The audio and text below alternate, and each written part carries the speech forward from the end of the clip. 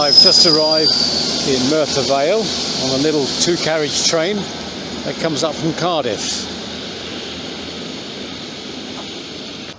Just outside the station is this memorial to the area's coal mining industry. Further along are the rows of what would have been miners' homes, the miners that worked in the coal mines here, now rather gentrified.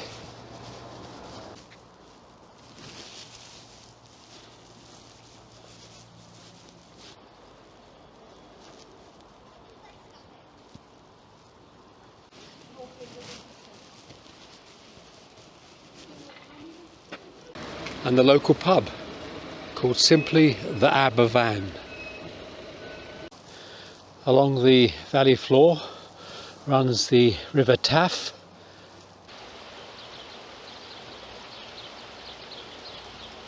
I've climbed up the side of the Taff Valley and looking down on the former mining town of Aberfan.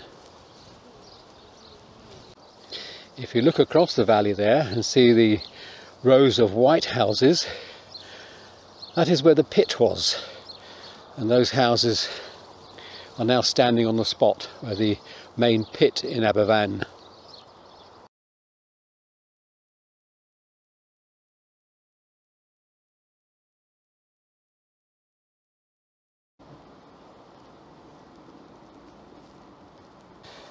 I've come to the actual site of the Pantglas Junior School, where all those children and 5 of their teachers lost their lives. It's now preserved as a memorial garden on the actual spot where the school was overrun, and along with 17 houses, 144 died. You can see it's marked out where the actual building stood.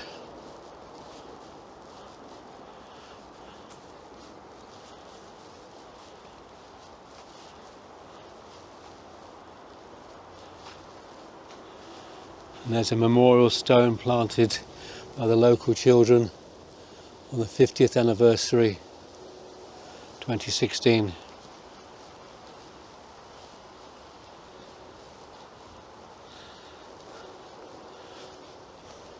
And one where the Prince of Wales visited.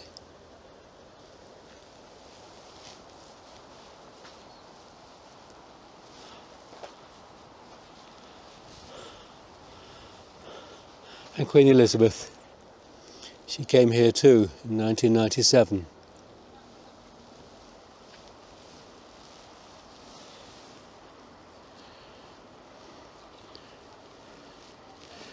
You can see the old houses opposite, which avoided it, but then up here it ends abruptly, and there's been some infilling with new houses as the old ones were taken away.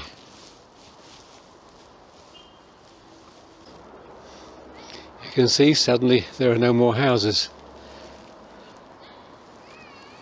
And next to the site they built this amazing children's playground. There is just so much equipment in there. I don't think I've seen a child's playground so well equipped.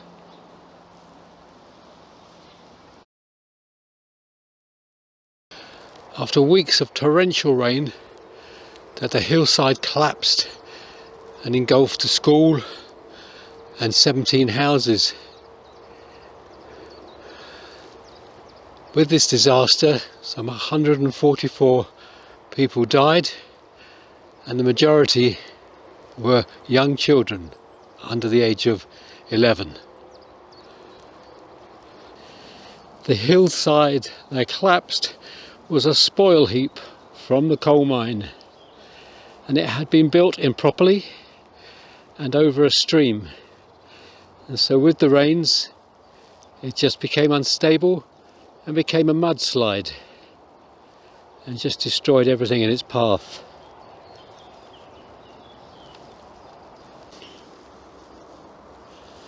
I'm going to walk along the front line of memorials here.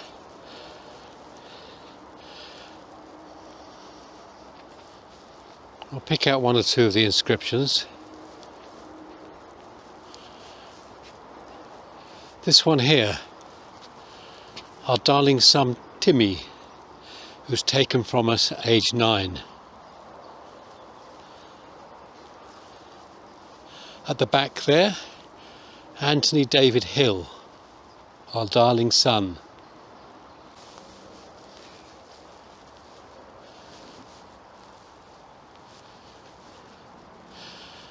Our darling daughter Julie, aged 9 years.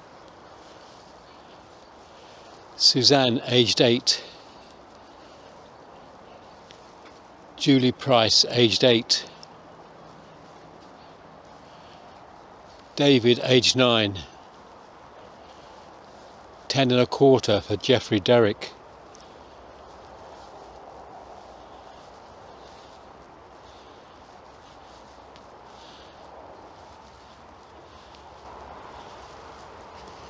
Just so many.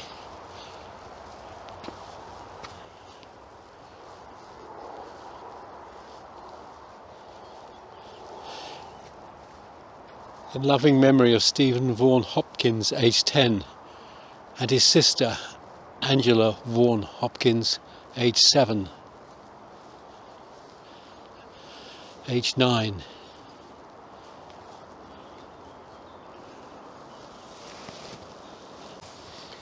This one to Bobby Minnie, aged 10, and his dear sister Barbara, aged 9.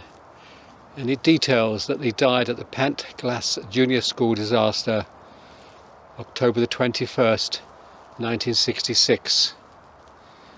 And beneath, if you can make out, are pictures of the 2 children and the 2 parents. Norma, the only child of David and Tegwin Mumford, aged 10. And just across to the right, Martine Annie Short, aged 9. And here is just a list of names,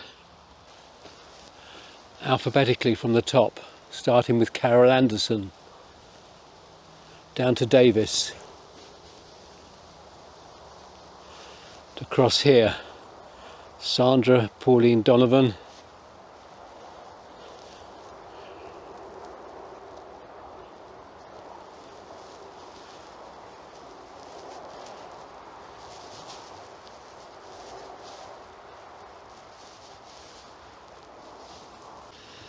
and I've moved up to the row behind.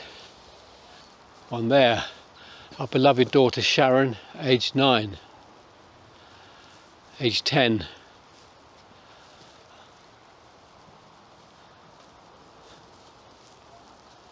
This one here, Linda Anderson, aged 10, and her dear sister Carol, aged 9, who lost their lives at the Pantglas School disaster, October the 21st, 1966.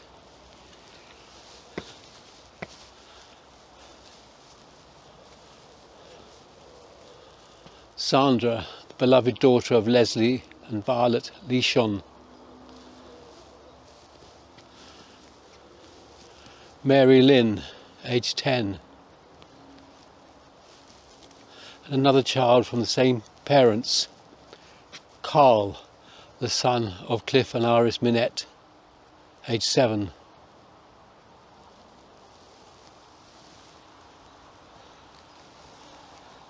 And one in memory of Royston. He was aged 9. And there we have a picture of young Royston. And it's never ending. Michael, the son of Idris and Doreen Jones, aged 13. Annette Smith, who lost her life in the same disaster.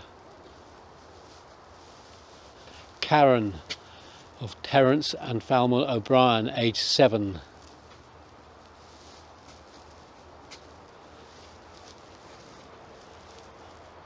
Jacqueline, beloved daughter of Eric and Alberta, aged 8.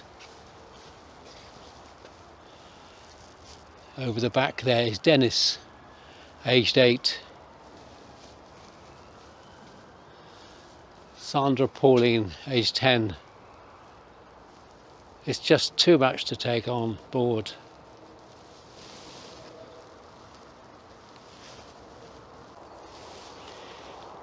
And here's one to a family who died when one of the 17 houses were destroyed by the landslip. This is Patricia, the mother, aged 31. The son, Hewell, aged 6 years, presumably not at school, or possibly did die in the school. And the baby, Gareth Victor Evans, aged 3 months.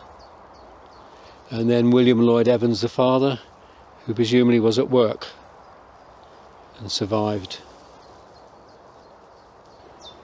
I'm going to leave the cemetery at Aberfan.